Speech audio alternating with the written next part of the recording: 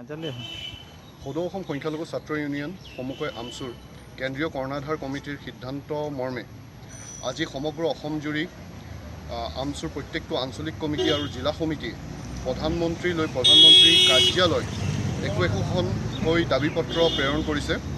আৰু এই দাবী সম্বলিত পত্ৰখনৰ মূল দাবী হৈছে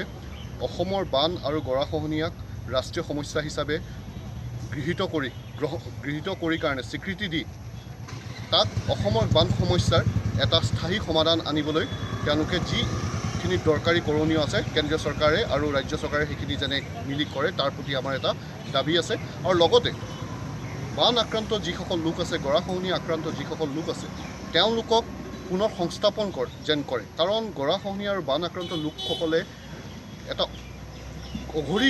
জীৱন যাপন কৰিব লগাত পৰে তেওঁলোকৰ নিজৰ ঘৰ বাৰী নোহোৱা হয় তেওঁলোকৰ নিজৰ কাগজ পত্ৰ নোহোৱা হয় আৰু বিশেষকৈ সংখ্যালঘু সম্প্ৰদায়ৰ লোকসকলে নিজৰ পৰিচয় নোহোৱাৰ পাছত তেওঁলোকৰ বহু হাৰাশাস্তিত ভুগিব লগাত পৰে নাগৰিকত্বৰ প্ৰশ্ন উত্থাপন হয় যিহেতু তেওঁলোকে OI সুবিধা নাপায় সেয়েহে আমি প্ৰধানমন্ত্ৰী কাৰ্যালয়ত আজি সমগ্ৰ অসমৰ জুৰি প্ৰত্যেকটো আঞ্চলিক জিলা সমিতিৰ ফালৰ পৰা একোখনকৈ দাবী পত্ৰ প্ৰেৰণ কৰিছোঁ আৰু অসমৰ এই বান সমস্যা গৰাখহনীয়া সমস্যাটো ৰাষ্ট্ৰীয় সমস্যা হিচাপে স্বীকৃতি দিয়াৰ লগে লগে অসমৰ বান সমস্যাটো এটা স্থায়ী সমাধানৰ ব্যৱস্থা কৰিব লাগে বুলি আমি দাবী দিছোঁ লগতে